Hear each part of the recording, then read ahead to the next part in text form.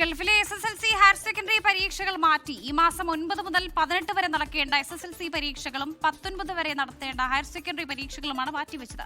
പുതുക്കിയ തീയതി പിന്നീട് പ്രഖ്യാപിക്കുമെന്ന് പൊതുവിദ്യാഭ്യാസ വകുപ്പ് അറിയിച്ചു. മുഹമ്മദ് റഹീസ് വിവരങ്ങൾ നൽകാനായി ചേരുന്നുണ്ട്. റഹീസ്, ഈ പുതുക്കിയ തീയതിയുമായി ബന്ധപ്പെട്ട് പൊതുവിദ്യാഭ്യാസ വകുപ്പ് എന്തെങ്കിലും പ്രാഥമിക വിവരങ്ങൾ നൽകുന്നുണ്ടോ? നിലവിൽ ഈ പുതുക്കിയ തീയതിയുമായി ബന്ധപ്പെട്ട് വിവരങ്ങളൊന്നും ലഭ്യമല്ല. ഇന്ന് ഏതാണ്ട് വൈകിട്ടോട് കൂടിയിട്ടാണ് ഈ ഗൾഫിലെ SSLC ഹയർ സെക്കൻഡറി പരീക്ഷകൾ മാറ്റിയതായിട്ടുള്ള തീരുമാനം വരുന്നത്.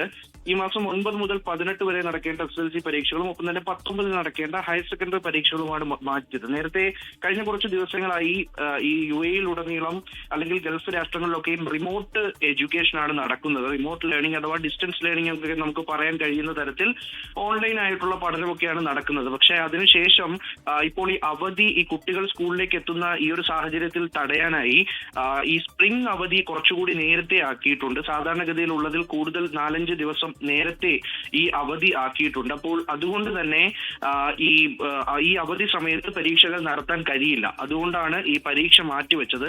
നേരത്തെ CBSE സമാനമായ തീരുമാനമാണ് എടുത്തിരുന്നത്. അവിടെ 10ാം ക്ലാസ് പരീക്ഷകൾ റദ്ദാക്കുക പോലും ചെയ്തിരുന്നു.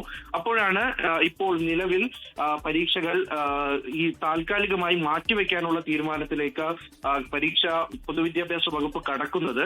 ഈ തീയതികൾ എന്നാകുമെന്നത് അറിയിച്ചിട്ടില്ല. കാരണം 23-ന് ശേഷം മാത്രമേ ഇനി സ്കൂളുകൾ തുറന്ന് പ്രവർത്തിക്കുകയുള്ളൂ എന്നാണ് നിലവിൽ ലഭിച്ചിരിക്കുന്ന അറിയിപ്പ്. അതായത് സ്പ്രിംഗ് അവധികൾ കഴിയുന്നത് 23-നാണ്. അപ്പോൾ തന്നെ പെരുന്നാൾ അവധികളും ഏതാണ്ട് പൂർത്തിയാകും. അതിനുശേഷം ഒരു ദിവസം പരീക്ഷ നടക്കും എന്നുള്ളതാണ് ഇപ്പോൾ അറിയിച്ചിട്ടുള്ളത്.